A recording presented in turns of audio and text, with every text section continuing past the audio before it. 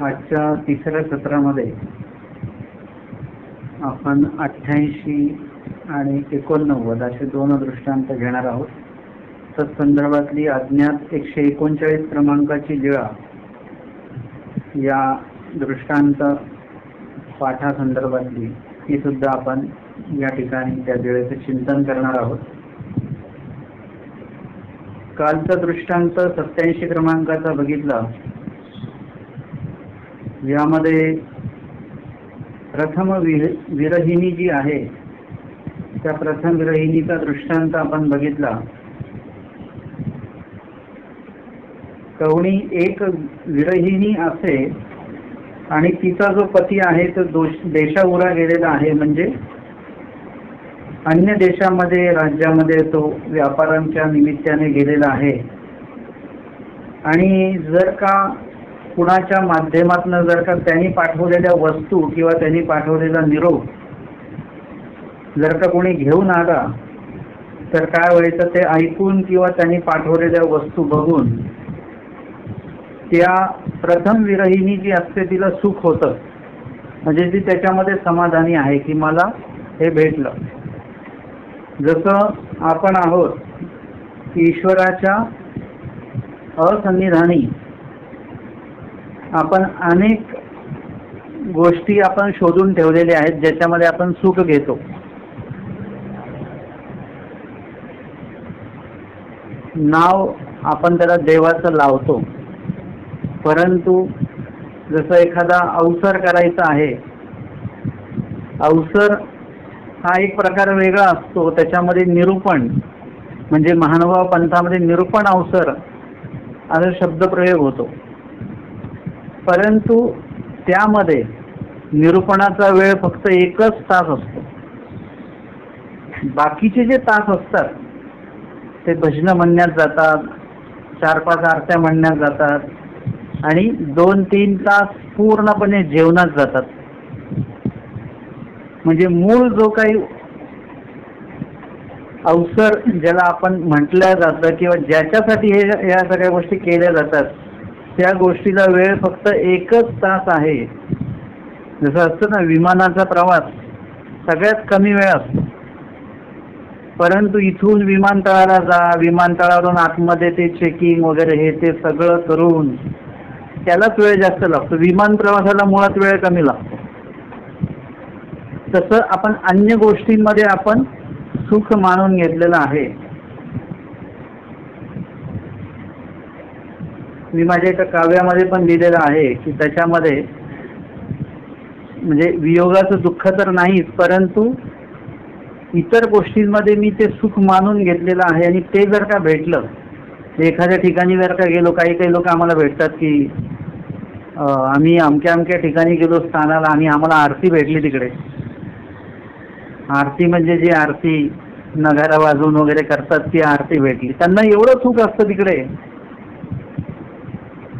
नक्की स्थानवंदन केल्याचं किंवा स्थानाला गेल्याचं सुख तुम्हाला झालंच पाहिजे, परंतु ते वेगळ्या पद्धतीने की ते स्थानवंदन करायला आम्हाला मिळतं आहे ज्या ठिकाणी आमचे स्वामी.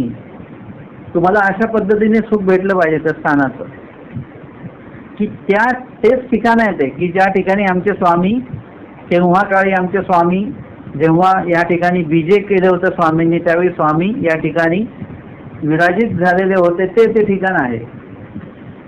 तुम्ही सिन्नरला गेलात तर सिन्नरला त्या ठिकाणी तो खांब आहे, ती चौकट आहे, जशीच्या तशी आहे. तर ते तुम्हाला तिथे आठवलं पाहिजे की हे तेच ठिकाण आहे, अजिबात ते बदललेलं नाही आहे. तेच ठिकाण आहे की ज्या ठिकाणी स्वामी उभे होते, ज्या ठिकाणी स्वामींनी दोन्ही श्रीकर दोन्ही दार संख्येंना तिथे स्पर्श केलेला आहे वगैरे वगैरे, तेच ठिकाण आहे ते. असं म्हणून तुम्हाला त्याचा एक आनंद वाटला पाहिजे, त्याचं एक सुख वाटलं पाहिजे. आणि आत्ता ईश्वर नाही याचं दुःख, विरह तुम्हाला लगेच त्या ठिकाणी तोही तिथे झाला पाहिजे. आपण मंदिरामध्ये आपण स्थानाकडे गेल्यानंतर तिथे आरती नाही भेटली म्हणून आपण दुःखी असतो. थोडं आधी आलो असतो, आत्ताच आरती संपली, आपल्याला त्याचं दुःख असतं. किती अज्ञान वशामध्ये आपण आपलं आयुष्य जगतो आहोत. त्या ठिकाणी आपण जेव्हा केव्हा गेलो त्यावेळी ईश्वर भेटलेत का आपल्याला? आपण एकमेकांना जेव्हा भेटलो तेव्हा एकमेका भेटल्या, हे भेटल्याचा पाडच आहे, अशी भेट झाली पाहिजे आपली. अशी भेट कधी होते का? म्हणजे या गोष्टी मुळातच महानुभाव तत्वज्ञानामध्ये जे काही स्वामींनी सांगितलेलं आहे त्या सगळ्या गोष्टी आपण सोयीस्करपणे बाजूलाच ठेवलेल्या आहेत. नव्हे तर आपल्याला माहितीच नाही आहे, काही लोकांना माहितीच नाही आहे की जसं कधी कधी असं असतं ना की बाबा आपल्या नावे जमीन असते गावाला बरं का, आणि आपल्याला माहितीच नसतं. कोणीतरी सांगतं की हो ही जागा जी आहे ती तुमच्या नावे आहे, त्याच्यामध्ये तुमचं नाव आहे. आपण म्हणतो आम्हाला तर माहितीच नाही, आम्ही किती वर्ष इकडेच राहतो. तसं आपल्या नावे देवाने किती वचनं आहेत ठेवलेली आहेत, काय काय तत्व आमच्या नावे देवाने करून ठेवलेली आहेत, मोक्षप्राप्ती आमच्या नावे करून ठेवलेली आहे. फक्त तुम्हाला एक प्रोसिजर जो देवाने सांगितलं ते फक्त तुम्हाला करायचं आहे. काही काही लोकांना माहितीच नाही आहे हे करायचं आहे म्हणून. त्या लोकांना 4-5 आरत्या एकदम म्हटल्या, भजनं वगैरे ओढून ताणून म्हटली की त्यांना असं वाटतं आपण खूप काय मिळवलेलं आहे. माझं सांगण्याचं उद्दिष्ट एवढंच आहे की आपण खूप दिवसापासून हे करतो अशातल्या गोष्टी, म्हणून त्या बरोबरच आहेत, त्या सोडायच्याच नाहीत. म्हणून उगाच आट्टा धरून ठेवू नका.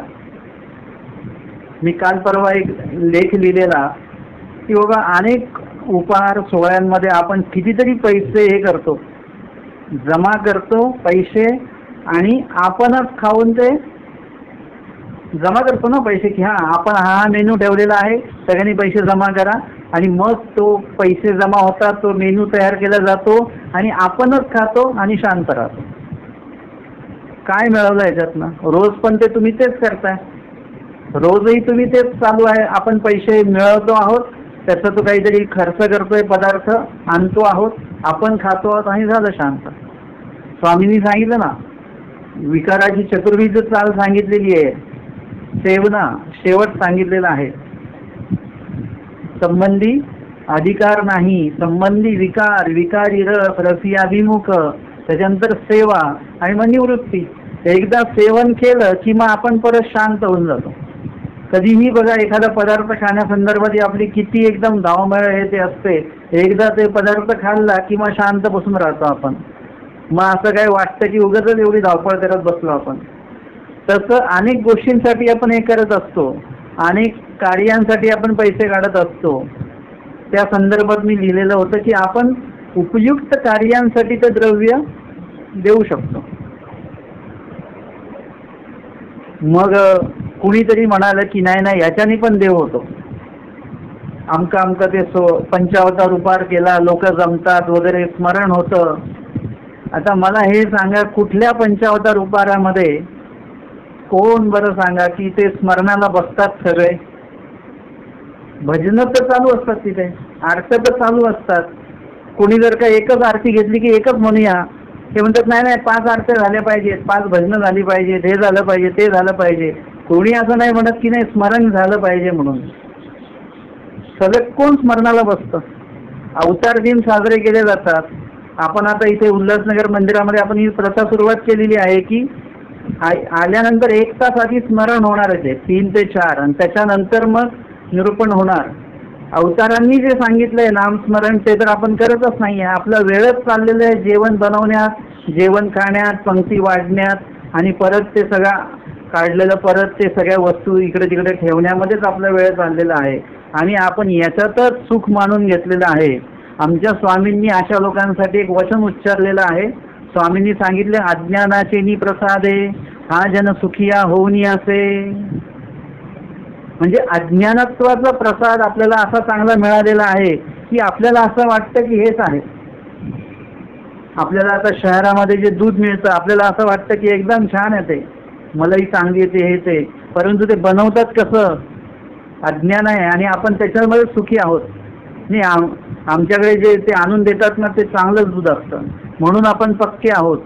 परंतु अशा भेसळरहित गोष्टी ज्या आहेत याच्यापासून आपण कोसो दूर आहोत, आणि भेसळयुक्त वस्तूमध्ये आपण समाधान मानलेलं आहे. आजची परिस्थिती अशी आहे की प्युअर गोष्ट जर का कोणी आपल्याला आणून दिली, चांगलं दूध, चांगलं तूप आपल्याला जर का कोणी आणून दिलं प्युअर, तर आपल्याला ते पचणारच नाही, कारण की आपल्याला भेसळयुक्त खाण्याची सवय लागलेली आहे. तर प्युअर कोणी दिलं तर ते बाधेल आपल्याला उलट.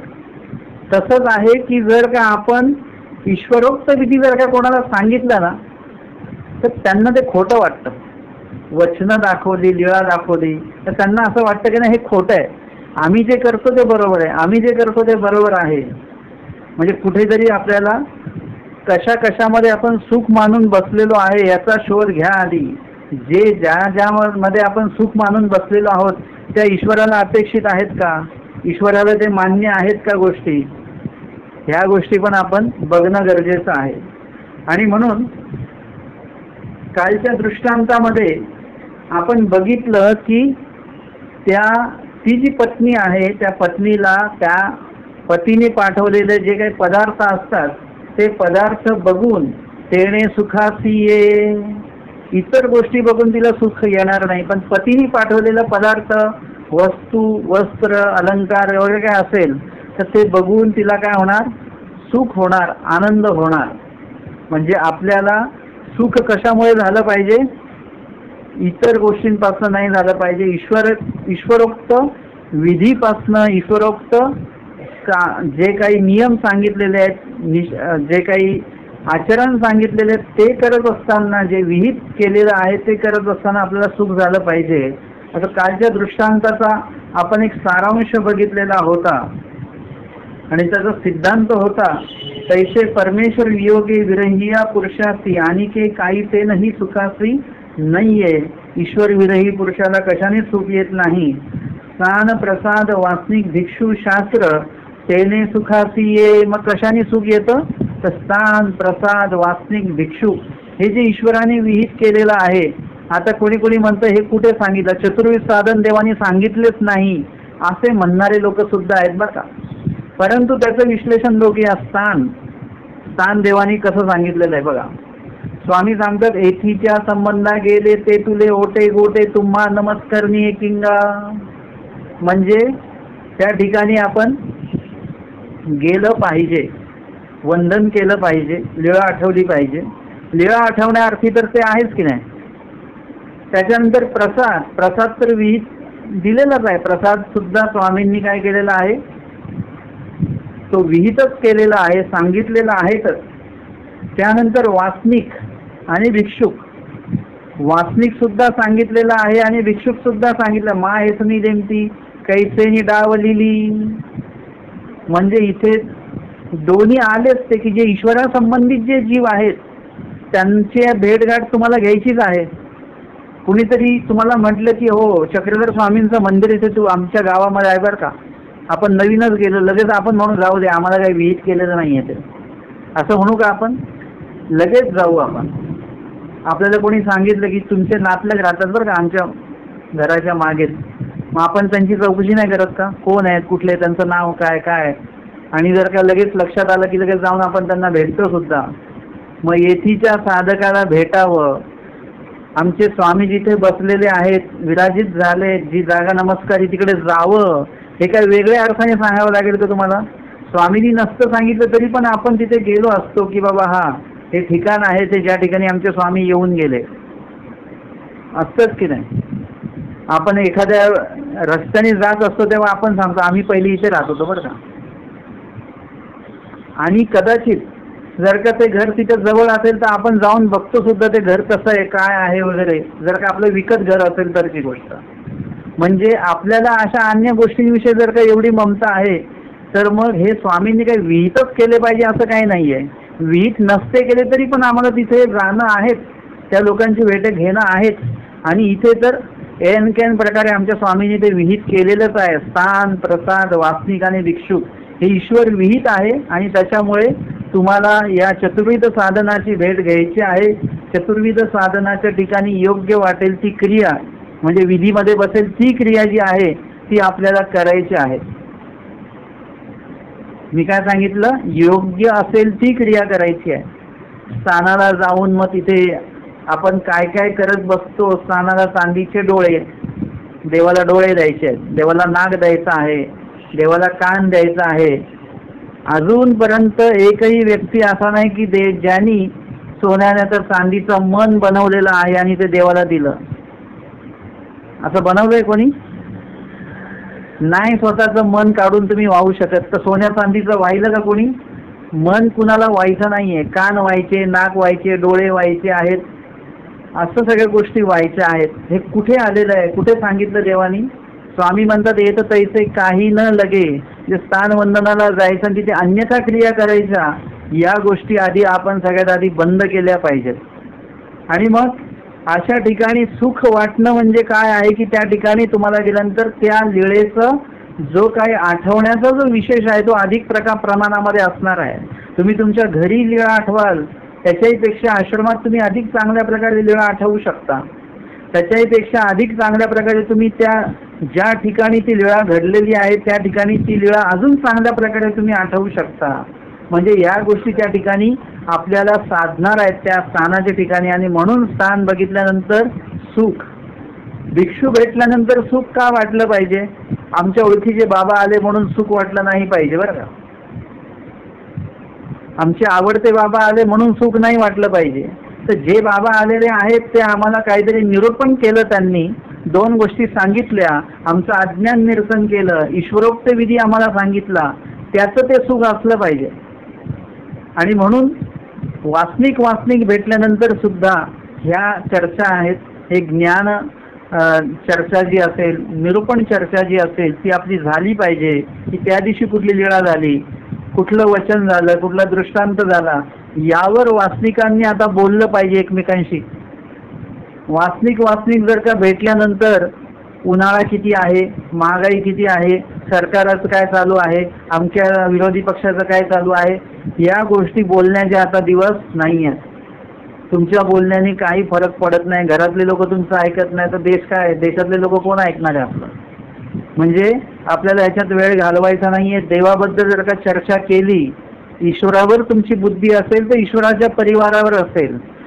तुम्ही जर का ईश्वराच्या परिवारासंदर्भात जर का बोलत नसाल तर याचा अर्थ की तुमची ईश्वरावरच बुद्धी नाही आहे. आणि म्हणून वासनिक भेटल्यानंतर, वासनिक भिक्षुक भेटल्यानंतर काय केलं पाहिजे? ज्ञान चर्चा ही घडून आली पाहिजे. तुम्हाला एक लक्षात घ्या की काल आपण सांगितलं की ज्या ठिकाणी जी क्रिया केली जाते त्या जागेमध्ये ते गुण किंवा ते दोष तिकडे काय होतात, निर्माण होत असतात. तसं तुम्ही जर का तुमच्या घरामध्ये चर्चा घडून आणत असाल तर तुमचं घर पवित्र होईल. खूप लोकांचं असतं नाही, आमच्या घराचा दरवाजा दक्षिणेला आहे मग चालेल का, पूर्वेला आहे चालेल का? पूर्ण वास्तुशास्त्रामध्ये बसणारं घर, पूर्ण वास्तुशास्त्रात तुम्ही असं घेऊन बघायचं, त्यांचं बरोबर स्वयंपाक रूम पण इकडे आहे, दरवाजावर सगळं बरोबर आहे, काहीच चुकी नाही आहे. आणि ते लोक उपदेशी आहेत परंतु लीळा वाचत नाही, स्मरण करत नाही, काहीच करत नाही.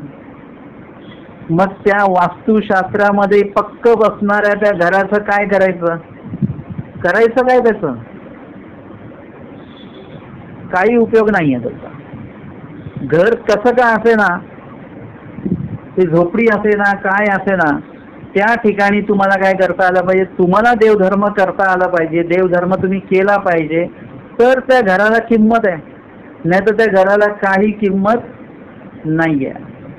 आणि म्हणून आपण काय केलं पाहिजे? आपल्या घरामध्ये अशी ज्ञान चर्चा घडवून आणली पाहिजे, जेणेकरून आपल्या घरामध्ये ईश्वराचं अवस्थान जे आहे ते वेळोवेळी हे होत राहील, कृपादृष्टी आपल्या संपूर्ण परिवारावर राहील. ते घर आपलं एक काय होणार आहे, पवित्र होणार आहे. आणि अशा घरात राहिल्यानंतरच पुढचे विधी करण्याचा जो काही तुमचा ईश्वर विहित विधी करण्याचा जो काही मानस आहे, जे काही उच्चार आहेत, जे काही उल्लेख आहेत, उच्चारण आहे, प्रात्यक्षिककरण आहे ते होणार आहे. एरवी आपल्याला मंदिरात आलं किंवा आश्रमात गेलं की एखादी क्रिया करूशी वाटते आणि घरी गेलं की आळस काय येतो. ज्यांना असं घरी गेल्यानंतर विधी करण्याच्या संदर्भात आळस येतो, समजायचं की आपल्या घरामध्ये वास्तुदोष नाही, आपला कर्तव्य दोष आहे की आपणच आपल्या घरामध्ये ते वातावरणच ठेवलेलं नाही आहे. बघा तुम्ही एकदम घरातनं म्हणजे घरामध्ये एकदम जाता, तुम्ही कुठून आलेले आहात आणि घराचं कुलूप उघडलं, दरवाजे उघडला, आतमध्ये गेलात आणि पंखा लावला की काय होतं, आधी गरम हवा येते, तुम्ही पटापट खिडक्या वगैरे उघडून देता, म्हणजे तिथेच जे वातावरण निर्माण झालं त्याचा लगेच अनुभव आला. तसं आपल्या घरामध्ये आपण प्रवेश केल्यानंतर ते गरम वगैरे व्हायचं होऊ द्या, परंतु तिकडे जी प्रसन्नता आहे ती प्रसन्नता पण आपल्याला जाणवली पाहिजे. गरमी जाणवते ना आपल्याला, थंडावा जाणवतो ना आपल्याला, तसं तो प्रसन्नता सुद्धा आपल्याला त्या ठिकाणी आपली जाणवली पाहिजे. हे अशा प्रकारे जर का तुम्ही घरी आपल्या स्वतः चिंतन करत असाल, स्मरण करत असाल, तर तुमच्या घरामध्ये काही वास्तुदोष असो नसोशी काही घेणं देणं नाही आहे. वास्तुदोष असला तरी पण, म्हणजे बघा एखाद्या ठिकाणी मच्छर खूप आहेत, एका ठिकाणी मच्छरच नाही आहेत तर गोष्टच नाही आहे, पण एखाद्या ठिकाणी खूप मच्छर आहेत, मग त्याच्यासाठी उपाय आहे की नाही?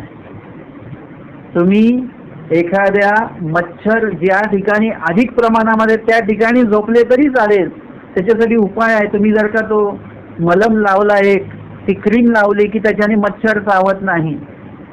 एखादं जर का मच्छरदाणी जर का लावली तर मच्छर चावत नाही. मच्छर आसपास भरपूर आहेत, परंतु तुम्ही असा उपाय करून टाकलेला आहे की त्याच ठिकाणी मच्छर त्या मच्छरदाणीच्या बाहेर आहेत किंवा तुमच्या आसपासच्या लोकांना चावतात पण तुम्हाला चावत नाही, कारण की तुम्ही काय केलेलं आहे, त्याचा उपाय केलेला आहे. म्हणजे दोष तर आहे मच्छरांचा, परंतु उपाय केल्यामुळे त्याचा त्रास तुम्हाला होत नाही आहे. त्याचा वास्तुदोष असे ना का कोणी सांगे ना का, परंतु जर का तुम्ही तुमच्या घरामध्ये विधी जर का व्यवस्थित करताय तर ते तर अनंत साम आहे, ते तर अनिक न साम आहे. एकदम सरळ सरळ गोष्ट आहे. म्हणजे ही गोष्ट, हे जे काही तत्व आहे ना, हे तत्व आपल्याला कळलं पाहिजे, तर आपण इतर अन्य जे काही विचार आहेत ना त्यांच्या मागे पळणं आपलं त्यावेळेस बंद होईल. आणि हे सगळं तुम्हाला तुमच्या घरामध्ये निर्माण करता येईल. कशाने? रोज नित्यनियमाने स्मरण असेल, लीळा वाचन केलं पाहिजे, लीळा श्रवण केलं पाहिजे, चर्चा घडून आणली पाहिजे आपल्या घरामध्ये. एखादे कोणी साधू जर का आले तर त्यांना तुम्ही तुमचे काही पूस प्रश्न करा, त्यांच्याकडनं काहीतरी लीळा ऐकण्याचा मानस त्यांच्याकडे व्यक्त करा. त्यांना 1 तास का होईना, अर्धा तास का होईना त्यांना लीळा एखादी सांगायला लावा, तर तुमच्या घरामध्ये पावित्र्य निर्माण होणार आहे.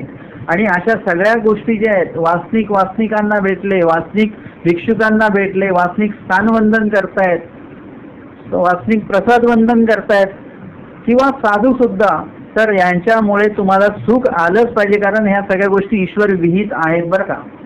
आणि के काही से नाही आहे, आणि दुसऱ्या कुठल्याही गोष्टींनी सुख वाटत नाही ईश्वर साधकाला, ईश्वर विरही साधकाला.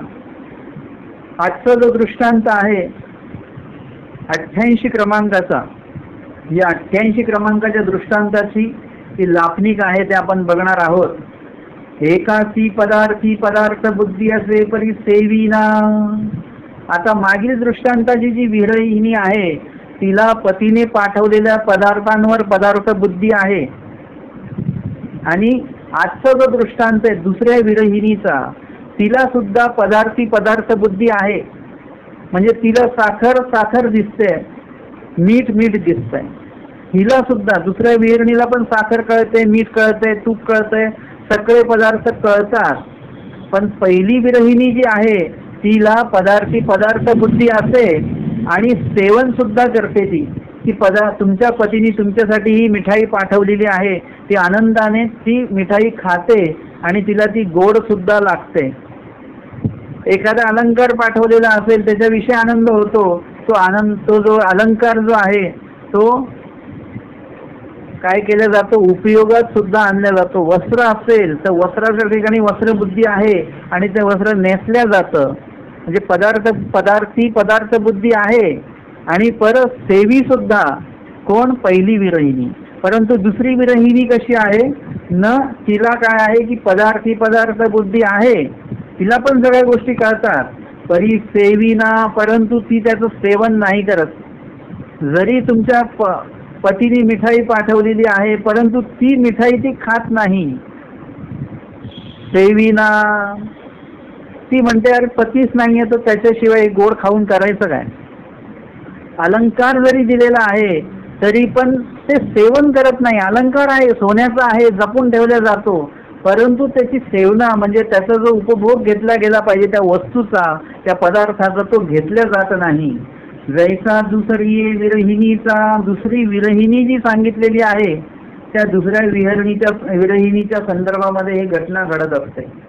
आमचे स्वामी दृष्टांत सांगतात, कवणी की विरहिणी असे, येचा पती देशाउरा जाये, मग तो तिये कारणे कोणा एकाची हाती उत्तम पदार्थ पाठवी. ते देखे आणि तो आठवी, मग ते पदार्थ आफळ साफळ करून ठेवी. म्हणजे कुणी एक विरहिणी आहे, मागच्याच विरहिणी सारखीच आहे ही. तिचा पती जो आहे देशावरा दुसऱ्या राज्यामध्ये व्यापारासाठी गेलेला आहे आणि तो तिच्यासाठी कुणाच्या तरी हाताने उत्तम पदार्थ पाठवतो. नुसता पदार्थ नाही पाठवत, तर कसा पदार्थ पाठवतो? उत्तम पदार्थ पाठवतो. ते देखे आणि तो आठवी, तो पदार्थ बघितल्यानंतर तिला पतीची आठवण येते.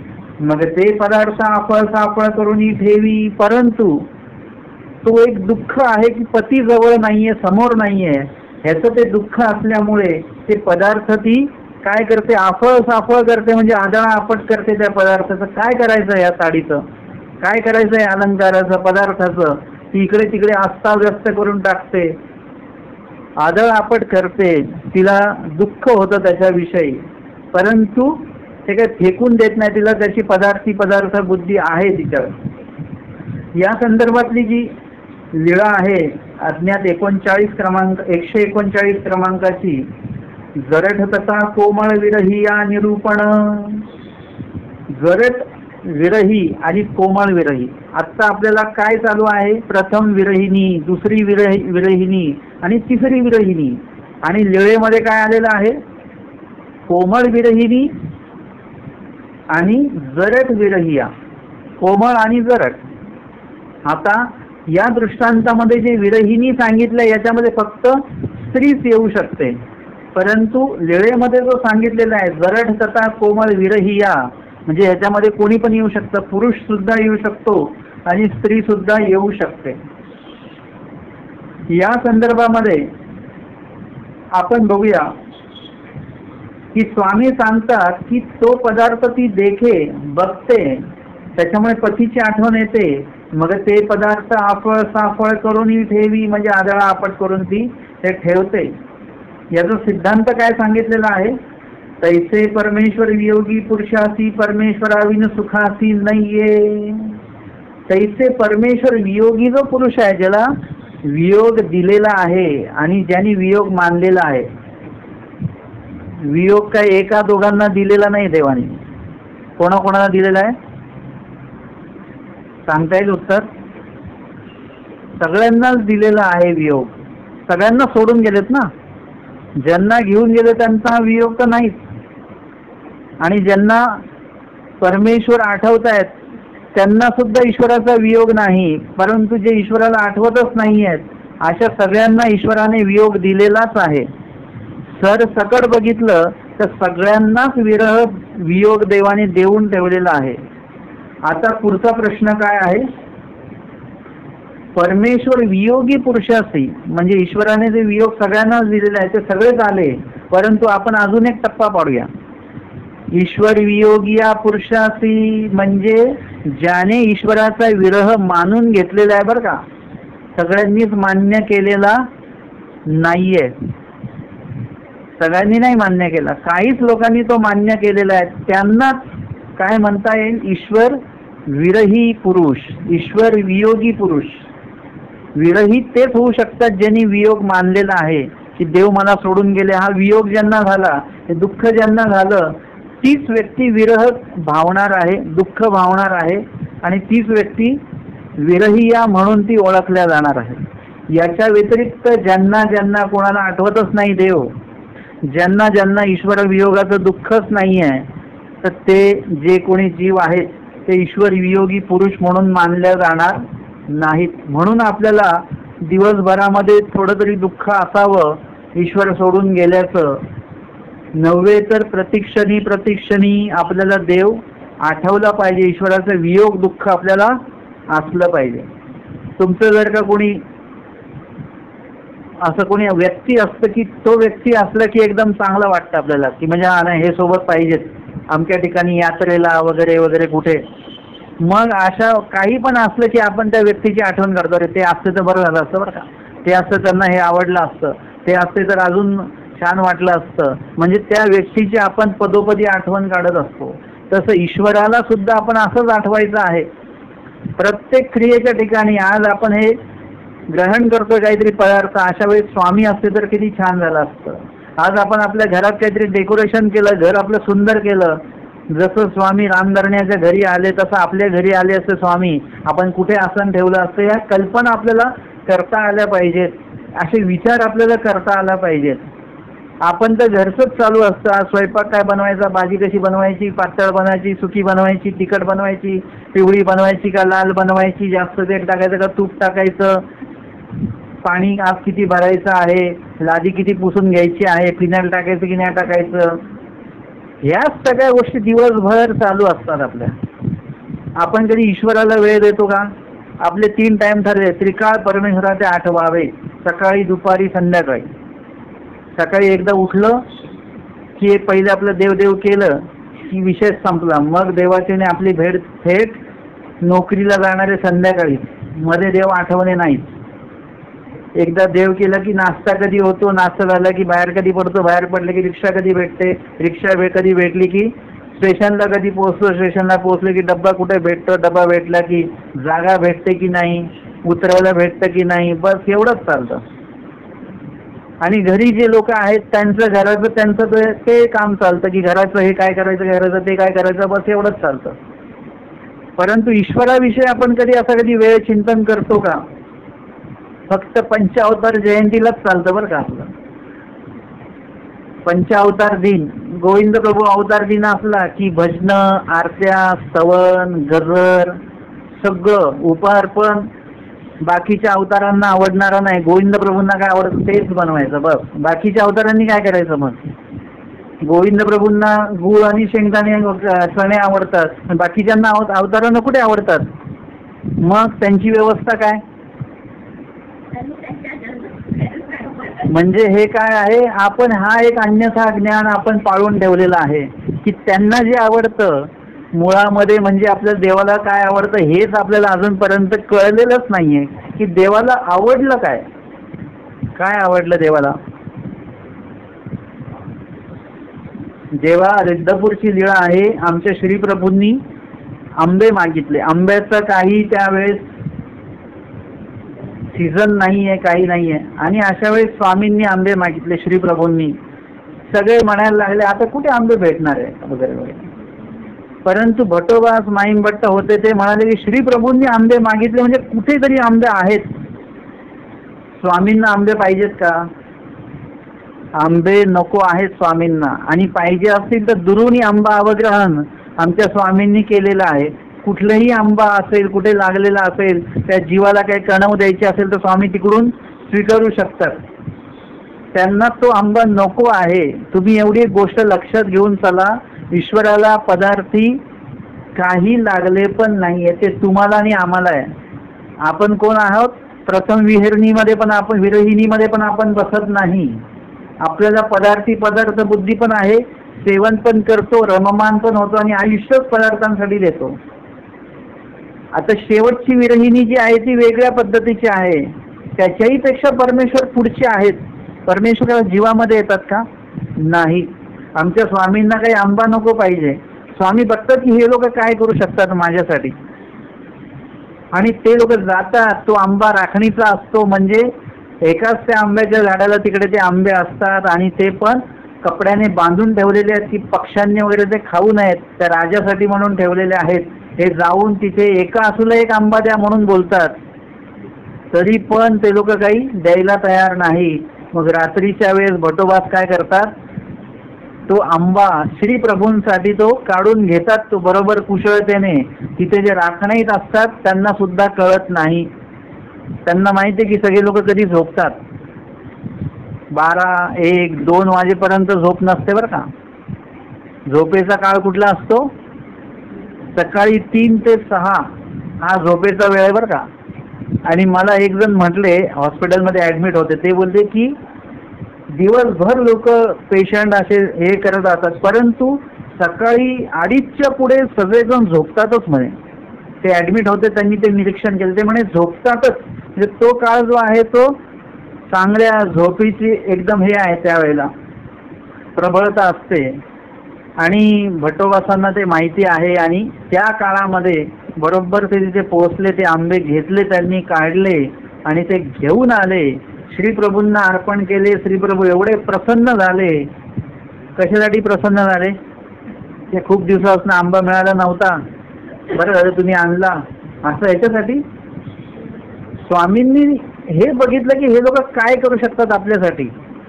ईश्वर तयारी बघतात तुमची, की तुम्ही आमच्या ठिकाणी बरोबर जाऊ शकता, तिथे पोहोचू शकता, तो पदार्थ कुठे आहे याची माहिती काढू शकता, तो पदार्थ भेटत नाही तर तो कशा कुशलतेने काढून आणू शकता आणि बरोबर स्वामींना तो अर्पण करू शकता. ईश्वराला हे पाहिजे आहे, फक्त पदार्थ हा प्रकार नको पाहिजे आहे.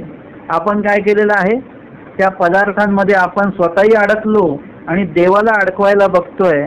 आणि देव काय आहे की देवानीच हे सगळे पदार्थ निवडलेले आहेत, सगळे पदार्थ देवाच्याच मनोधर्माने ते बनले गेलेले आहेत.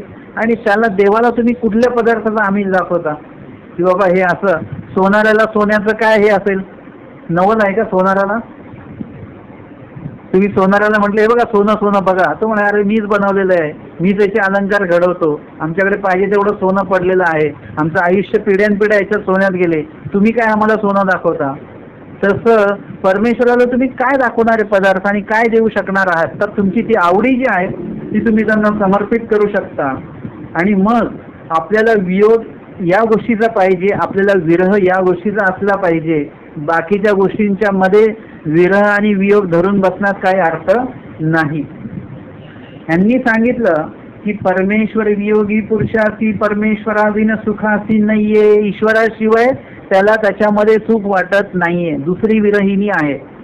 पदार्थी पदार्थ बुद्धी असे, परंतु ईश्वराशिवाय त्या पदार्था सेवन करताना तो पदार्थ जो ग्रहण करत असताना म्हणा, तो विधी करत असताना म्हणा, विजन सुरू आहे, आटन सुरू आहे, भिक्षा चालू आहे, भोजन सुरू आहे, हे सगळे विधी ईश्वरोक्त विधी, नित्यविधी निमित्त विधी सुरू आहेत. परंतु ते सर्व करत असताना परमेश्वराविन सुखाची नाहीये. ईश्वराशिवाय जे सुख वाटलं पाहिजे, परिपूर्णता जी आहे ती परिपूर्णता नाही. जसं तुम्हाला एखादा पदार्थ तुम्हाला दिला, भाजी वगैरे दिली, चांगली भाजी, चांगली सगळं काय चांगलं आहे, आपण म्हणतो याच्यावर ना लिंबू पाहिजे होतं बरं का, ते नाहीये. तुम्ही सगळं व्यवस्थित बनवलेलं आहे, तूप वगैरे सगळं टाकलं त्याच्यात, पण त्याच्यात मीठच नाहीये, तर पदार्थ तुम्हाला गोड लागतो का? नाही लागत. म्हणजे एखाद्या पदार्थामध्ये एक वस्तू अशी असते की जी नसली तरी चालते, पण एखादी वस्तू अशी असते की ती लागतेच आणि ती नाही नसेल तर त्या पदार्थाची आपल्याला पुन्हा पुन्हा पुन्हा पुन्हा आठवण येते आणि हा पदार्थ खाताना ते घास गळ्याखाली आपल्या जात नाही, ते दुःख असतं आपल्याला. म्हणजे हे काय आहे की आपल्याला या ठिकाणी परमेश्वराविन सुखासी नाहीये हे जे काही या ठिकाणी लिहिलेलं आहे एक वाक्य, त्या वाक्यावर आपल्याला खूप विचार करावा लागेल. आपल्याला सुद्धा अशी परिस्थिती आपली स्वतःची असणं गरजेचं आहे. म्हणून स्थान प्रसाद भिक्षू शास्त्र संयोगे आफळ साफळ करी. म्हणून ही जी व्यक्ती आहे, दुसरी विरहिणी सारखी जी व्यक्ती आहे, ईश्वर साधक, ते काय करतात, त्यांना स्थान प्रसाद भिक्षुक वासनिक आणि शास्त्र संयोगे आफळ साफळ करी. म्हणजे त्यांना परिपूर्ण सुख नाही आहे त्याच्यामध्ये. परिअंतरी परमेश्वर पदार्थाची थोरी अस्तूची असे. परमेश्वर पदार्थ आहे ते स्थान प्रसाद वासनिक भिक्षुक हे परमेश्वरीय पदार्थ आहेत, परमेश्वराच्या संबंधित हे पदार्थ आहेत. म्हणून त्या व्यक्तीला सुख आहेत, सुख नाही असं नाही. परंतु आफळ साफळ करी म्हणजे एखादी व्यक्ती असते ना, ते शास्त्रच काढत राहतात. त्यांना हे वाच ते वाच ते वाच, चर्चा कर, दिवसभर चर्चा चर्चा चर्चा, त्यांना त्याच्यातच सुख आहे. ही व्यक्ती कशी आहे, त्यांना चर्चा करायची आहे, पण कशाविषयी? भटोबासांनी सांगितल्याप्रमाणे आचारापुरते ज्ञान काढोनी जाऊची लागी जे. म्हणजे आचारापुरतं ज्ञान काढा, तुमच्या स्मरणामध्ये तुम्हाला आवश्यक काय आहे ही माहिती काढा. अटन विजनादी नित्यविधीमध्ये निमित्तविधीमध्ये काय काय आवश्यक आहे त्या गोष्टींचं ज्ञान काढा. बस, जास्त ज्ञानाचा हीच आपण जो पाडतो ना, याला कुठलं फळ झालं, काही लोकांना खूप सवय असते, मग त्यांना कुठलं फळ झालं, त्यांना कुठलं फळ झालं. आता ते काय कोणाकोणाला कुठलं कुठलं फळ झालं त्याचे काय मेसेज आलेत का मला? की यांना हे फळ झालं बरं का, त्यांना ते फळ झालं. जसं कोणी घरी पोचलं की ते सांगतात, बाबा आम्ही पोचलो बरं का घरी, तर तिकडून त्यांनी मला काही निरोप पाठवला. आम्हाला काय माहिती आहे, आम्हाला कुठलं फळ होणार हेच माहिती नाही आहे. मी दुपारी जे अन्न खाल्लं ते पचणार आहे की नाही मलाच नाही माहिती आहे. ते अन्नाचं काय होणार आहे मला माहिती नाही आहे. तर दुसऱ्यांनी काय केलं आणि त्याच्यानुसार त्याला कुठलं फळ होणार आहे हे आपल्याला कसं काय माहिती असेल. आणि त्याच्यामध्ये अनेक लोक खूप वेळ घालवतात. मला असं वाटतं की कोणाला कुठलं फळ होणारपेक्षा मला कुठलं फळ होणार आहे याच्याविषयी आपण जर का चिंतन केलं तर नक्कीच काहीतरी त्याचा फायदा होईल. शेवटच्या टप्प्यामध्ये माहीम भट्टांनी चिंतन केलेलं आहे की मला देव होईल का. त्यांनी गणित नाही करत बसले, ह्यांना होईल का, त्यांना होईल का, त्यांना होईल का. बटवासांना नाही विचारलं तुम्हाला होणार आहे का देव. त्यांनी विचारलं की मला देव होणार आहे का, तेवढं सांगा फक्त. म्हणजे स्वतःचा विचार करा, स्वतःपुरतं बघा की मला आधी होणार आहे का ते नक्की करा. आपण काय म्हणतो, यांना काय देवधर्म साधणारच नाही, हे लोक असेच आहेत, ते लोक तसेच आहेत. म्हणजे आपण त्यांच्याविषयी कशाला आपली पोचपावती देता. आपण जी क्रिया करतो ती तरी देवाला मान्य आहे का, ती तरी देव मान्य करतायत का. की तुम्ही खूप मोठा अवसर केला, खूप मोठा फुलहार आणला, अमकं केलं टमकं केलं, खूप मोठी दक्षिणा लावली, खूप पदार्थ बनवले म्हणून तुमचं देवाने स्वीकार केलं का. असं काही नसतं. आपल्याला या गोष्टींकडे पण बघितल्या गेलं पाहिजे. काही लोक असतात की नाही नाही अमक्याच दिवशी आमचं झालं पाहिजे, म्हणजे तो दिवस नसेल तर दुसरा दिवस, तिसरा दिवस, 1 महिन्यानी कधीही तुम्ही करू शकता ती क्रिया. क्रिया करणं महत्वाचं आहे, क्रियेमध्ये तुमची आवडी असणं महत्वाचं आहे. आणि म्हणून पदार्थ बुद्धी तर आहेच, त्याचं महत्व आहे, त्या क्रियेचं महत्व नाही असं नाही. परंतु योग्य ज्ञान काढणं आणि योग्यतेपुरतं ज्ञान काढणं, उगाच नुसतं ज्ञान काढण्यात पण वेळ घालवू नये. याच्या संदर्भातली लीळा डोनेग्रामची उंच मठातली आहे. स्वामी उंच मठाकडे जातात, राजमठातनं आतमध्ये अन्यवार्ता चालू असते. स्वामी भक्तजनांना शिक्षा पण करतात. काही अन्यवार्ता करीत होते ती वगैरे वगैरे, आम्ही काय सांगतो तुम्ही काय करता असं शिक्षा पण केलं. दुसऱ्या वेळेस पुन्हा जेव्हा स्वामी राजमठातनं उंच मठात जातात, आतमध्ये भक्तजन बसलेले आहेत, या वेळेला स्वामी परत चाहूल घेतात आतमध्ये काय चालू आहे.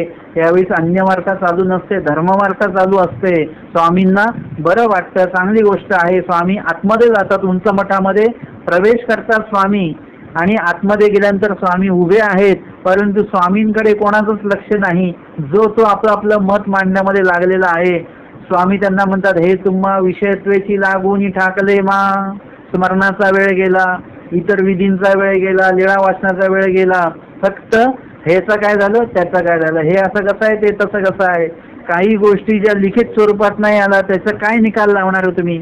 मला असं वाटतं, मला तसं वाटतं, हे अंदाजित व्यक्तीकडून काय फायदा होणार आहे तुम्हाला. आणि म्हणून ज्या गोष्टी माहिती आहेत त्याच्यावर बोलावं, नाही माहिती त्याच्यावर गप्प राहावं, त्याच्यामध्ये वेळ घालू नये. आणि ह्याच्यामध्ये इतका वेळ घालवतो की स्वामी तिथे येऊन उभे राहिलेले आहेत, पण स्वामींकडे लक्ष नाही. स्वामी म्हणतात असं पण तुम्हाला ज्ञानामध्ये तुम्ही असं नाही झालं पाहिजे. वृत्ती अधीन व्हावे, स्थिती अधीन व्हावे, हे सुद्धा वचन स्वामींनी सांगितलेलं आहे. म्हणजे कशाला किती वेळ काय द्यायचा, त्याचं एक मर्यादित स्वरूपामध्ये आपण तो विधी म्हणजे काय केला पाहिजे. बरोबर विधीपाठी विधी घडले पाहिजेत. म्हणजे स्मरणापाठी दीक्षाविधी असेल तर तोही साधला गेला पाहिजे. भोजन विधी आहे, त्याचं जेवण आणून ठेवलेलं आहे आणि ते तसंच पडलेलं आहे, त्याला मुंग्या लागल्या, लक्षच नाही आपलं, असं होता कामा नये. म्हणजे भोजनाच्या वेळी भोजनही झालं पाहिजे, स्मरणाच्या वेळी स्मरण झालं पाहिजे, विजनाच्या वेळी विजन झालं पाहिजे आणि आटनाच्या वेळेमध्ये आटन झालं पाहिजे. ती म्हटलं आता आम्ही निघू 7 वाजता आटणाला, रात्री नाही चालत. स्वामी म्हणतात की कधी अवेळ सवेळ दुपारीने चुकवावी, म्हणजे त्याच वेळामध्ये ते आटन घडलं पाहिजे. ईश्वर विहित आटन जे आहे ते घडणं गरजेचं आहे. आणि म्हणून या सगळ्या गोष्टींवर बुद्धी आहे, परंतु त्या सगळ्या गोष्टींच्या भेटीमध्ये आनंद सुद्धा होतो. परंतु थोडंसं कुठेतरी दुःख आहे की इथे स्वामी पाहिजे होते, स्वामी पाहिजे होते. हा एक जो भाग आहे तो मनामध्ये कुठेतरी चालूच आहे. एखाद्या व्यक्तीवर 10 लाखाचं कर्ज आहे, तो जेवतोय, जेवणाचा आनंद घेतो आहे, काहीतरी हसणं खेळणं सगळं चालू आहे, त्याचं आयुष्य चालू आहे. आपल्याशी बोलताना तो हसून बोलतो, तरी पण त्याच्या डोक्यामध्ये ते कर्जाचा जो विषय आहे तो चालू आहे. कारण कर्जवाल्याने सांगितलंय की 8 दिवसात तुला द्यायचं आहे. रविवारपर्यंत द्यायचं आहे. ज्या दिवशी हे सांगितलं तेव्हापासून त्याच्या डोक्यामध्ये तोच एक विचार सुप्त अवस्थेमध्ये चालू आहे. आपल्याला वाटतं की तो हसतोय, चांगला आहे, परंतु नाही, त्याच्या डोक्यामध्ये ते चालू आहे. त्याचा परिणाम कशावर होतो? त्याच्या तब्येतीवर होतो. लोक म्हणतात अरे तुमची तब्येत खराब झालेली आहे, म्हणजे काही ना काही टेन्शन आहे असं त्याच्यामध्ये आहे. म्हणजे एकंदरीत त्याचं जे काही, ती जी काही क्रिया आहे, त्याचं जे काही विरह आहे, त्या विरह त्याचा बरोबर त्याच्या त्या क्रियेमध्ये बरोबर तो आपल्याला दिसत असतो. आणि म्हणून आपण काय केलं पाहिजे, अशा प्रकारचं आयुष्य आपण जगलं पाहिजे. या ठिकाणी दुसऱ्या विरहिणीचा दृष्टांत आपण पाहिला. तिसरी विरहिणी जी आहे त्या संदर्भातला दृष्टांत बघूया. आता पहिली विरहिणी जी आहे तिच्यापेक्षा दुसरी विरहिणी जी आहे ते उत्तम आहे.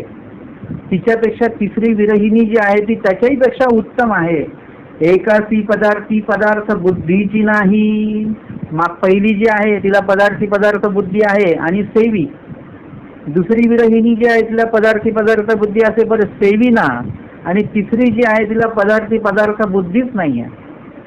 तिला ते पदार्थ म्हणजे त्याला काही त्याचं वाटतच नाही. तुम्ही म्हटले की हे बघा हे आमकं विदेशातनं आम्ही हा पदार्थ आणला, काय ठीक आहे, सगळं प्रपंचच तर आहे.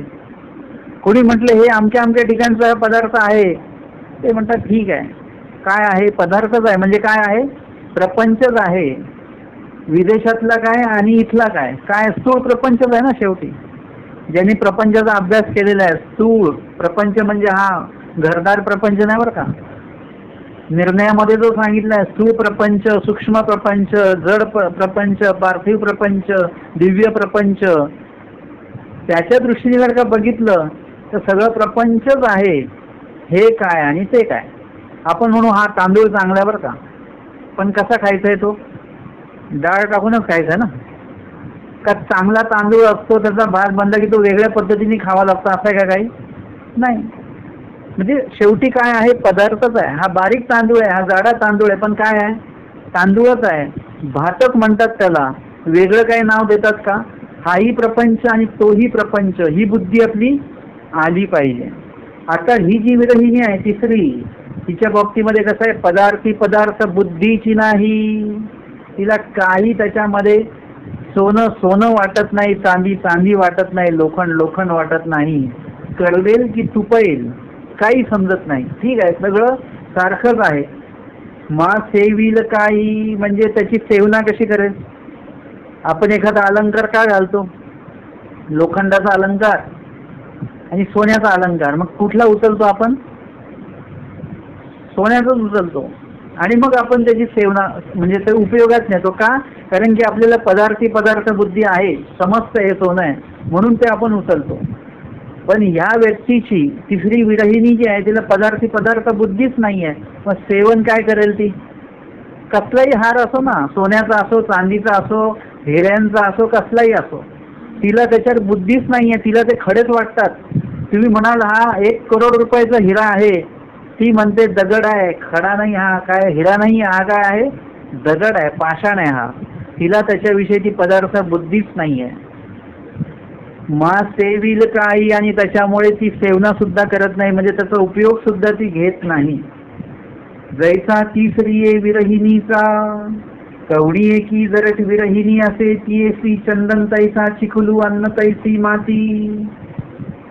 ही जी विरहिणी आहे ती कशी जरट आहे, कुणापेक्षा मागील 2 विरहिणी ज्या सांगितल्या त्यांच्यापेक्षा ती जरट आहे, उत्तम आहे त्यांच्यापेक्षा ती. आणि तिच्यासाठी चंदन तैसा चिखल, म्हणजे चंदन जर का उगाळून दिलं लगेच आपल्याला हे वाटतं चंदन चांगलं असतं बघा, डोक्याला वगैरे लावलं की डोकं शांत होतं, म्हणजे लगेच आपल्याला त्याच्याविषयी ते वाटतं. परंतु तिच्यासाठी काय आहे, हा चंदनाचा लेप नाही, हा काय आहे, चंदनाचा चिखल आहे. हा आपण म्हणू चंदनाचा चिखल असा उल्लेख करू. चिखल हा असा फक्त मातीच्याच, पाणीयुक्त माती जी असते त्यालाच आपण चिखल म्हणतो. चंदनाच्या याला चिखल म्हणत नाही, पण ती त्याला चिखल म्हणते.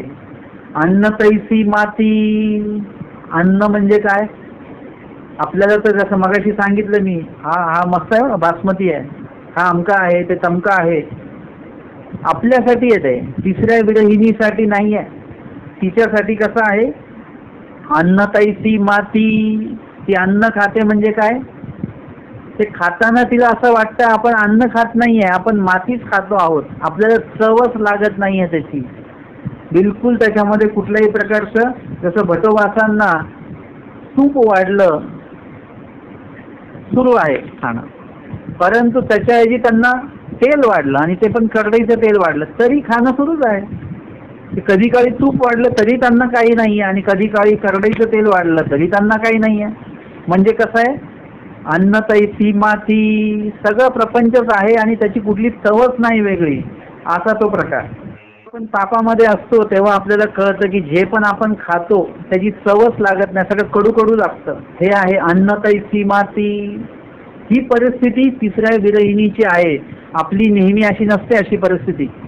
आपल्यावर एखादं संकट असतं त्यावेळी अशी परिस्थिती आपल्यामध्ये येते. का बरं अशी परिस्थिती आहे तिसऱ्या विरहिणीला? कारण की त्यामध्ये दुसरं पदार्थ आहेत, अलंकार आहेत, वस्त्र आहेत, याच्यामध्ये तो रस नाही आहे. ज्या व्यक्तीमुळे आपल्या जीवनाला शोभा आहे, पतीमुळे, तीच व्यक्ती नाहीये तर ह्या पदार्थ म्हणजे हे पदार्थ नाहीत, अशी ती एक बुद्धी तयार झालेली आहे. आणि म्हणून स्वामी सांगतात की ती चंदन तैसा चिखल, अन्न तैसी माती, रामेश्वर बास, साखर तैसी धुळी. साखर कशी वाटते? धुळीसारखी वाटते आहे. याचा सिद्धांत सांगतात, तैसे परमेश्वर वियोगे विरहिया पुरुषाची अवघे अन्य पदार्थ, तैसे परमेश्वर संबंधी स्थान प्रसाद वासनिक भिक्षू शास्त्र. या ज्या दोन ओळी आहेत हे आपण लिळेंच्या माध्यमातून समजून घेऊया. लीळा अज्ञात 139 क्रमांकाची लीळा. जरठ तथा कोमळ विरहिया निरूपण. एक वेळ भटी पुसले जी जरठ विरहिया कोमळ विरहिया ते कवन. जरठ विरही आणि कोमळ विरही निरूपणामध्ये हे आलेलं आहे बरं का, झालेलं आहे. म्हणजे आता ह्या लीळेमध्ये भटोबासांनी जे विचारलेलं आहे ते एकाएकी नाही विचारलं, हे निरूपणाचा विषय आलेला आहे. आणि म्हणून त्यांनी विचारलं की मगाशी आपण सांगितल्याप्रमाणे जरठ विरहिया कोमळ विरहिया तर नेमके कोण आहे ते? स्वामी म्हणतात, कोमळ तो अनुसरला, म्हणजे कोमळ विरही कोण? जो अनुसरलेला आहे तो कोमळ विरही आहे. त्यांनी कितीही विरह केला, काही केलं तरी तो कसा आहे? कोमळच आहे विरही. म्हणजे त्याच्यामध्ये जो विरह करण्याचा जो भाग आहे तो कमी आहे कुणापेक्षा. एरवी तुम्ही जर का बघितलं तर अनुसरल्यामध्ये पण उत्तम मध्यम हा प्रकार येणारच आहे. एखादे नुकतेच अनुसरलेले आहेत ते कोमळ विरही असतील, त्याच्यापेक्षा अधिक अनुभवी जे आहेत ते त्याच्यापेक्षा उत्तम विरही असतील. आणि ज्यांनी अजून पुढे गेलेले आहेत, जे पूर्ण चर्या वगैरे ज्यांनी केलेली आहे ते उत्तम विरही असतील अनुसरल्यामध्ये. परंतु अनुसरलाय जे कोणी आहेत सगळे, या सगळ्यांना स्वामींनी काय केलेलं आहे, काय म्हटलेलं आहे? कोमळ विरही म्हटलेलं आहे. पण कुणाला बघून कोमळ विरही? कुणा तरी समोर ठेवावं लागेल की नाही? हे थंड आहे. कशापेक्षा थंड आहे? हे कमी मूल्याचं आहे, पण कशापेक्षा कमी मूल्य आहे याचं? ह्याचं जे गणित आहे ते आपल्याला पुढे कळेल. स्वामी सांगतात, अनुसरला जरठ, कोमळ तो अनुसरला. म्हणजे कोमळ जो आहे तो कोण आहे? अनुसरलेला तो कोमळ विरही आहे. आणि मग जरठ कोण आहे? जरठ तो प्रेमिया, म्हणजे भक्त जो आहे. आपल्याला आता कळेल की दोन साधनं आहेत ईश्वर प्राप्तीची, एक ज्ञान साधन आणि प्रेम साधन. ज्ञानिया जो आहे, ज्ञानिया अनुसरलेला जो आहे ते सरसकट कसे आहेत? सगळे कोमळ विरही या पदामध्ये येतील. कोणाला बघून? प्रेमिया भक्तांना बघून. कारण की प्रेमी भक्त जे आहेत ते जरठ विरही आहेत, त्यांना ईश्वराशिवाय राहणे नाही. ज्ञानिया अनुसरलेला ईश्वराशिवाय राहू शकतो, परंतु प्रेमिया राहू शकत नाही. येण्याअर्थी अनुसरलेला जो आहे तो कोमळ आणि प्रेमिया भक्त जो आहे तो जरठ. जी हे कैसे जाणावे जी, म्हणजे याचं उदाहरण देऊन सांगा आम्हाला. स्वामी सांगतात, एकासी परमेश्वर पदार्थी सुख होय, परी ईश्वर विरहे व्याकुळ होय. आता ही विरहिणी जी सांगितलेली आहे, दुसरी विरहिणी की एकासी पदार्थ, ईश्वर पदार्थ, ईश्वराने विहित केलेले जे पदार्थ आहेत, दिलेले जे पदार्थ आहेत, स्थान प्रसाद वगैरे, परमेश्वर पदार्थी सुख होय, म्हणजे परमेश्वराच्या त्या पदार्थांच्या संपर्कात आल्यानंतर सुख होतं, चांगलं वाटतं, बरं वाटतं. परी ईश्वर विरहे व्याकुळ होय, परंतु ईश्वराची आठवण येत राहते.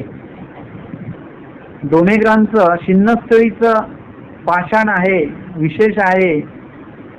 आनंद होतो की शिन्नस्थळीचं जो काही विशेष आहे, प्रसाद तुल्य विशेष, तो वंदन करायला माझ्याचं सुख आहे.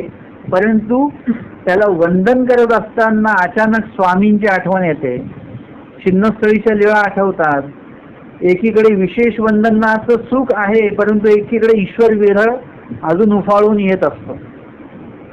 जसं बघा, एखाद्याकडे जर का कोणी गेला असेल, सरला असेल, त्यांच्या घरी आपण जातो, कशासाठी? सांत्वनासाठी जातो. म्हणजे जेणेकरून त्यांचा जो काही दुःख आहे ते शांत व्हावं. परंतु आपण गेल्यानंतर असं होतं का? आपण गेलं की काय होतं, ते अजून मोठमोठ्याने रडतात, त्यांना एकदम उफाळून येतं अजून रडणं. म्हणजे दुःख जे आहे ते कुठेतरी असं शांत होत असतं बरं का. अचानक जर का कोणाला बघितलं, जे जवळचे आहेत लोक, की एकदम परत त्यांना रडायला जातं, म्हणजे ते दुःख परत उन्मळून येत असतं. ते मी माझ्या एका कवितेत लिहिलेलं आहे की येतील सांत्वन आपण रडवतील हे. जे सांत्वन करायला येणारे लोक असतात ते अजून रडवतात बरं का आपल्याला. तर या ठिकाणी सुद्धा ही परिस्थिती आहे की सांत्वन आहे की हे बघा, स्वामी नाही आहेत, पण हा शिन्नस्थळीचा विशेष घ्या, वेरूळचा विशेष घ्या, राजमठीचं काष्ट घ्या. आपल्याला असं वाटतं की आपल्या बाबतीमध्ये असं आहे की आम्हाला राजमठीचं काष्ट भेटलं बरं का, एकदम आनंदी आनंद आपल्या आयुष्यामध्ये. परंतु तिसरी विरहिणी जी आहे, दुसरी विरहिणी जी आहे, त्यांना पदार्थी बुद्धी असते, त्यांना कळतंय हे काष्ट आहे, हे अमका आहे, परंतु विरह जो आहे तो उन्मळून येतोय असा. त्यांना अधिक दुःख होतं. जसं तुम्हाला मी बाईदेव व्यासांचं उदाहरण सांगितलं, बाईदेव व्यासांना ते पीक दाखवली स्वामींची. आता त्यांना त्याचं सुख झालं पाहिजे, अरे स्वामींची पीक. आपण असलो तर आपले जर का आता कोणी दाखवलं की स्वामींची पीक आहे, आपण काय करू, लगेच त्याचे पीक काढून घेऊ आपण, बरोबर. लगेच मोबाईल काढले की फोटो काढला आणि लोकांना हे का फोटो, हे का फोटो. भाईदेव व्यासांना जेव्हा पीक दाखवलेली आहे, त्यांनी काय केलं, त्यांनी तो पीक घेण्याचा प्रयत्न केला की सुख वाटलं की स्वामींची पीक बघायला भेटलं तर सुख आहे. परंतु ती पीक घेता घेता स्वामी आठवले गेले की स्वामींनी इथून विजय करत असताना ही पीक इथे टाकली असेल, आणि ते सगळं त्यांना इतकं दुःख उन्मळून आलं. कुठेतरी सांत्वन करायला जावं तर ते अधिक दुःख उद्भवलं. एवढं दुःख उद्भवलं की त्यांचा प्राण जाईल, बेलापूरला नेलं तर, म्हणून भटोबासांनी पुढे बेलापूर जाणं रद्द केलं. म्हणजे हे काय आहे, हे असं आहे की पदार्थ बुद्धी असे, ईश्वर परमेश्वर पदार्थी सुख सुद्धा होतं, तर ईश्वर विरहे व्याकुळ होय, ईश्वराचा विरह आठवला की परत तो जीव जो आहे, ते साधक जे आहेत ते व्याकुळ होतात. म्हणून ही आफळ साफळ करी, म्हणून तो विधी करत असताना थोडस अस्वस्थता त्याच्यामध्ये निर्माण होत असते. आणि दुसरे अशी परमेश्वर पदार्थ ते परमेश्वरे विन अवघेची आप पदार्थ. आणि तिसरी विरहिणी बद्दल सांगतात की परमेश्वर पदार्थ ते परमेश्वरे विन अवघेची आप पदार्थ. परमेश्वरच पदार्थ आहेत, स्थान प्रसाद वगैरे, परंतु परमेश्वराशिवाय, म्हणजे ते औसादी वगैरे ते म्हणत होते की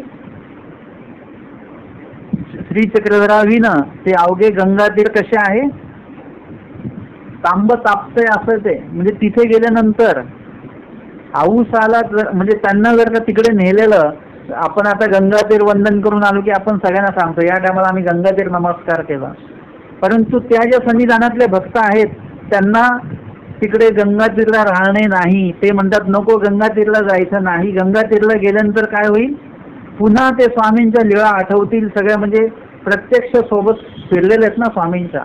तिथे गेल्यानंतर काय होईल, ते गंगातीर म्हणजे तांबे असं तापलेल्या नंतर जसं काय त्रास होतो, एकदम जळतं सगळं, तसं मनामध्ये तो दाह निर्माण होईल ईश्वर वियोगाचा. म्हणजे तो सहनच होणार नाही अजिबात. मृत्यू आला तर चांगली गोष्ट आहे, पण जर का मृत्यू नाही आला तर तो दाह असा पेटत राहील आपल्या अंतरामध्ये. म्हणून ते म्हणतात नाही तिकडे यायचं नाही. एखाद्या ठिकाणी जर का म्हणजे कधी कधी असं असतं की तुम्ही त्या ठिकाणी नेहमी जाता, अधिकरणांना भेटता वगैरे, त्या निरूपण हे ते सगळं आहे, आणि अचानक जर का ते अधिकरण जर का देवदर्शनाला गेले तर आपलं त्या ठिकाणी जाणं आपलं काय होतं, टाळतो. आपण पुन्हा पुन्हा जात नाही पहिल्यासारखं. आपण काय करतो, तिथे जाणं आपण टाळतो, नको वाटतं. असं वाटतं की बाबा तिथे गेल्यानंतर परत सगळं ते आठवेल, त्यांचं बोलणं, उठणं, बसणं, त्यांची जागा, हे सगळं आठवेल आपल्याला. पदार्थ जे आहेत ते परमेश्वराशिवाय कसे आहेत, ते अवघेची आप पदार्थ, म्हणजे ते अधिक दुःखदायक आहेत ते पदार्थ. आप पदार्थ म्हणजे वेगळे पदार्थ आहेत ते, म्हणजे त्याच्यावरती बुद्धी तशी बसत नाहीये की होत नाही असं. म्हणजे तेच आहे सगळं काही, ईश्वर विहितच आहे, परंतु आता विरह दुःख एवढं आहे की आता फक्त ईश्वरच पाहिजे, दुसरं नको. म्हणजे आता तुम्हाला भूक लागलेली आहे, कडकून भूक लागली, आणि तुम्हाला कोणी पोहे दिले तर चालतात का? तुम्ही म्हणता दुपारी जेवणाची वेळ आहे, 12ची वेळ, आता काय पाहिजे, चपाती भाजी जेवणच पाहिजे. आता कोणी म्हटलं नाही नाही हे चिवडा घ्या, चालेल का? लाडू घ्या, चालेल का? नाही चालत, जेवायच्या टायमाला जेवणच पाहिजे आपल्याला. म्हणजे तसं आहे की आता हे नको, बस स्थान प्रसाद वासनिक भिक्षुक हे करतोय आपण, आहे सगळं ते, परंतु शेवटी ईश्वर वेगळा आहे काहीतरी. ही गोष्ट खूप लक्षात घेण्याजोगीवर काय या दृष्टांताच्या माध्यमातून आपण काय करतो आहोत, आपलं आयुष्य स्थानवंदनात चाललं.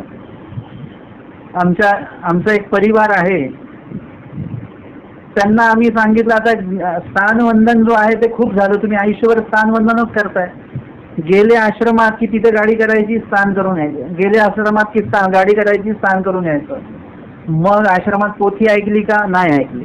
सेवा केली का? नाही केली. घोक काही पाठ केला? नाही. ऐकलं का काही? नाही ऐकलं.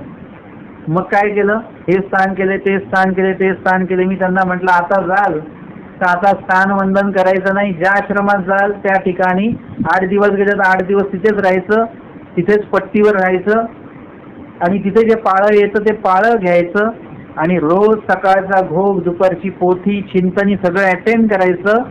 आता स्थान वंदन पुरे झालं. अर्थातच जवळ स्थान असेल तर नक्की करा, रस्त्यात जाताना स्थान वंदन आहे तर नक्कीच करा, पण स्पेशली स्थान वंदनात आता वेळ जो आहे तो आता तो वेळ थोडा राखून ठेवा, आणि ज्ञान अर्जनामध्ये वेळ घ्या तुम्ही आता. आणि मग आता ते गेल्यानंतर आता म्हणजे प्रसंगोचित असेल तर स्थानवंदन, एरवी रोजची पोथी ऐकणं, रोजचं सेवादास्य, चिंतनी, घोक सगळ्या याच्यामध्ये वेळ जो आहे तो उपयोगी लावला जातो. म्हणजे कुठेतरी आपल्याला काय केलं पाहिजे, थोडासा अशा प्रकारचा सुद्धा बदल करून घेता आला पाहिजे. अर्थातच आता असं वाटतं की नाही, खूप लवकर आपण या गोष्टी केल्या गेल्या पाहिजे होत्या, खूप लवकर आपण ज्ञान अर्जन केलं गेलं पाहिजे आपल्याकडनं. बाकीच्या क्रिया करण्यातच आपण आपलं नुसतं आयुष्य घालणं उपयोगाचं नाही. स्थान प्रसाद वगैरे ह्या गोष्टी तर आहेत, चालूच आहे, नाही असं नाही, पण तो ज्ञान अर्जन हे सुद्धा महत्वाचं आहे. आता परत अजून चप्पा सांगेल की नुसतं ज्ञान अर्जन हे सुद्धा महत्वाचं नाही आहे. काही लोक नुसतं ज्ञान अर्जनच करतात, तर तसं सुद्धा नाही, ज्ञान आचरण सुद्धा खूप महत्वाचं आहे. तुम्ही नुसतं असंच नका समजू की ज्ञानच घेतलं आता आम्हाला काही कामं नाहीत. उलट ज्ञान घेतल्यानंतर लगेच चालू होऊन जातं की काय करायचं आहे, काय नाही करायचं आहे, हे चालू होऊन जातं. आणि म्हणून आपल्याला काय करता आलं पाहिजे, ज्ञान आचरण सुद्धा आपल्याला करायचं आहे, आणि त्याच्यासाठी सुद्धा वेळ आपल्याला द्यायचा आहे. आणि मग पुढे स्वामी सांगतात की एखाद्याला म्हणजे जे तिसरी विरहिणी जे आहे त्यांना परमेश्वरे बिन अवघेची आप पदार्थ, परमेश्वराशिवाय त्या पदार्थांवर ती पदार्थ बुद्धीच नाहीये, त्यांना त्याच्यामध्ये काही रस नाही वाटत, तेवढा रस नाही वाटत जो इतर लोकांना वाटतो. म्हणून तयाचा तो विखोची नव्हे, म्हणजे त्याच्यासाठी तो पदार्थच नाहीये. जैसी या दोघी विरहिणी असती तया माझी एकी पतीचा पदार्थी, सुख मानी परी आफळ साफळ करी. दुसऱ्या विहिरणीबद्दल स्वामी दृष्टांत सांगतात की एकीचा जो पती आहे तिला पतीच्या पदार्थी सुख ती मानते, परंतु आफळ साफळ करते. आणि कवणी की जरट विरहिणी असे तेसी चंदन तैसा चिकूल आणि अन्न तैसी माती, साखर तैसी धूळ, ये तेरी नावे तो विखोची नव्हे. तिसऱ्या विरहिणीबद्दल सांगितलं. तैसा ठाव म्हणजे तसा हा न्याय. हो काजी म्हणून श्रीचरणा लागले. भटोबा श्रीचरणाला लागले. यावपरी भटी पुसिले. भटोबा स्वामींना जिज्ञासा करतात. आता ही जिज्ञासा वेगळ्या विषयाला अनुसरून आहे. जी जी अनुसरणासी कवन अनधिकारी ते निरुपावे. जी कवन अनधिकारी म्हणजे अधिकारी कोण आहेत हे स्वामींनी सांगितलेलं आहे, पण अनधिकारी कोण आहेत हे अजून निरूपण झालेलं नसावं. आणि म्हणून ती शंका त्यांनी विचारली. स्वामी म्हणतात, जरठा धर्मी अधिकार नाही, वेड्या पिसिया धर्मी अधिकार नाही. जरठा धर्मी म्हणजे ज्याने खूपसा वेळ जो आहे तो प्रपंचामध्येच लावलेला आहे आणि त्याच्यामध्ये तो जरठ झालेला आहे. काही लोक प्रपंचात राहतात, परंतु त्यांचा बराचसा वेळ ईश्वर आठवण्यामध्ये जातो, स्मरणात जातो, लीळा चिंतनात जातो, ईश्वरपैकीच्या सेवादास्यामध्ये जात असतो. आणि एखाद्या म्हणजे तो त्या बाबतीमध्ये जरठ झालेला आहे. ईश्वरोक्त विधीमध्ये एखादा व्यक्ती जरठ झालेला असतो आणि एखादा व्यक्ती प्रपंच कार्यामध्ये जरठ झालेला असतो. तर जो प्रपंच कार्यामध्ये जरठ झालेला व्यक्ती आहे तो अनुसरणासाठी कसा आहे, अनधिकारी आहे. त्यांना अनुसरण घडणं म्हणजे दुरापास्त आहे. कारण तिथे गेल्यानंतर सुद्धा काय होणार, अनुसरण घेऊन तिकडे गेले तरी पण तिकडे फोन आहे आणि फोनवरून मुलाबाळांना फोन वगैरे ह्या गोष्टी चालू राहतात, किंवा त्याच्यामध्ये आपलं मन अडकून राहणं हे जे आहे हे सुद्धा अशाच प्रकारचं आहे. आणि म्हणून प्रपंच जे जरठत्व आहे ते जरठत्व आपल्यामध्ये येता कामा नये. कारण की ह्या सगळ्या गोष्टी आपल्याला नरकात नेणार आहेत. आमच्या शांताबाईसांनी स्वामींची आणि त्यांची प्रथम भेट झाली. स्वामींच्या समोर बसून त्यांनी काय व्यक्त केलं की माझा मुलगा तुमच्यासारखाच होता, दुःख करायला लागले. स्वामी म्हणतात, बाई दुःख करू नका, मुलासाठी दुःख करत नका बसू, आपल्या परिवारासाठी दुःख कराल तर नरक होणार. हे कोणी सांगितलं? स्वामींनी सांगितलं, शांताबाईसांना सांगितलेलं आहे. आणि एवढं ऐकून सुद्धा आपण आपल्या मुलांसाठी परिवारासाठी दुःखच करत असू तर काय होईल त्याच्याने? बाकी तुमची ममता सुटत नाही हा प्रश्न बाजूला आहे, ह्याच्याशी मला काही घेणं नाही आहे. मी तुम्हाला काय सांगितलं की बाबा तुम्ही जर का असं दुःख केलं तर स्वामींनी सांगितलं की नरक होणार. तुम्ही म्हटलं आता ते नाही, ते देतायत चहा, ते देतायत मिठाई, मग कसं नाही म्हणायचं? मी म्हणेन की बाबा त्यांनी देतायत आणि तुम्ही घेतायत, तुम्ही खाता, ज्याच्याशी मला काही घेणं नाही, पण तुम्ही जर का ते गोड खाल्लं तर तुम्हाला त्रास होणार. हा सिद्धांत आहे, डॉक्टरांनी सांगितलेला आहे, हे गोड खाल्लं की त्रास होणार. मग तुम्ही जर का त्यांच्या आग्रहाला बळी पडताय, त्यांच्या आग्रहाला बळी पडून काय होईल? आत्महत्या होईल ना. आत्महत्या म्हणजे ते विष पिऊनच आत्महत्या होते अशी नाही. डायबिटीसवाले जर का गोड खातात, आम्हाला गुरुजींनी सांगितलं, मामाजींनी, ते म्हणाले की अप्रयत्न जर का केला, कोणीतरी सांगितले गोड खाऊ नका, तरी आपण गोड खातोच आहे. आणि जर का त्याच्यामुळे आपला मृत्यू झाला तर आपण स्वतःची केलेली हत्या आहे ती. एखाद्याने सांगितलं तिखट खाऊ नका आणि ते तिखट खाण्यात जर का आपला जीव गेला तर ती सुद्धा आपण स्वतःची केलेली हत्या आहे, ती आत्महत्या एक प्रकारची. आणि म्हणून अशा प्रकारे जरठत्व जे आहे आपल्याला कशाचाच विषय नसलं पाहिजे. पदार्थाच्या विषय नको, व्यक्तीच्या विषय नको आणि वस्तूच्या विषय पण नको. कारण की तुम्ही जे काय तुमचा वेळ त्यांच्यासाठी देताय याच्यामुळे त्यांचं सुद्धा नुकसान आहे आणि तुमचं सुद्धा नुकसान आहे. आणि तुमचा वेळ तुमच्यासाठी तो राखीव आहे धर्मकार्य करण्यासाठी, आणि तो वेळ तुम्ही त्यांच्यात वाया घालवताय. तुम्हाला जे द्रव्य मिळालेलं आहे ते द्रव्य धर्मकार्यासाठी म्हणून उपयोगी आणा. ते धर्मकार्यासाठी भेटलेलं जे द्रव्य आहे ते जर का तुम्ही प्रापंचिक लोकांना देण्यात जर का उपयोगी आणलं तर त्याच्याने त्यांना नरक होणार आणि तुम्हाला सुद्धा नरक होणार. म्हणजे हे काय आहे, आपल्याला ह्या गोष्टी बहुतांशी पाळल्या पाहिजे. एखाद्याने जर का परमार्गी प्रवेशनासाठी एखादा पदार्थ दिलेला आहे की तुम्ही आश्रमात चाललेले आहात तर हे एवढं बिस्किटचा पुडा बाबांना द्या, तुम्ही काय केलं, रस्त्यात जाताना स्वतःच खाऊन काय कळणार आहे? बाबांना कुठे कळतं, ह्यांना कुठे कळतं? म्हणजे परमार्गी प्रवेशन करण्याचा पदार्थ तुम्ही तुमच्या प्रापंचिक याच्यामध्ये उपयोगी लावलात, त्याच्यामुळे तुम्हाला नरक होणार.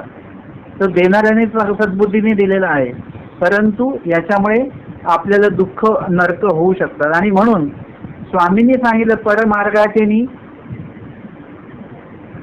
जे काही द्रव्य आलेला असेल कवडा वगैरे, तो आधी करून निघावा, म्हणजे तुम्ही तो स्वतःचा म्हणून घ्यायचा नाही. धर्मी अधिकार नाही असं सांगितलंय. आणि वेड्या पिसे हा धर्मी अधिकार नाही, रजे रंगे तो वेडा आणि तमे तापे तो पिसा, असं स्वामींची व्याख्या आहे वेड्या आणि पिसा संदर्भातली. वेडा म्हणजे जो वेडा आपल्याला वाटतो तो नाही, अर्थातच जो व्यक्ती ठिकाणालाच नाहीये, आपण म्हणतो ना तो ते वेडा आहे तो माणूस, त्याच्या नादीच लागायचं नाही. म्हणजे अशी जी व्यक्ती आहे त्याला सुद्धा धर्मी अधिकार नाही. वेडा का कोण्या अर्थी? कारण की तो त्याच्या ह्याच्यामध्ये रंगलेला आहे, त्याला कोणाशी काही घेणं नाही. त्याला एखादं विधी सांगितलं तर म्हणतो नाही आम्ही आमचंच चालतं, आमचं बरोबरच आहे. त्यांना सांगितलं वचनात असं आहे, लिळत असं आहे, परंतु तो त्याच्यामध्येच अडकलेला आहे. मग अशी जी लोक आहेत त्यांना सुद्धा धर्मी अधिकारी नाही, म्हणजे ते अनुसरण ते घेऊ शकत नाही, ते त्यांच्या ह्याच्यामध्ये सुखी आहेत. अशा प्रकारे आजच्या सत्रामध्ये आपण 88 आणि 89 क्रमांकाचे 2 दृष्टांतांच्या संदर्भातली अज्ञात 139 क्रमांकाची लीळा आजच्या या तिसऱ्या सत्रामध्ये आज श्रवण केलेली आहे. दंडवत हो.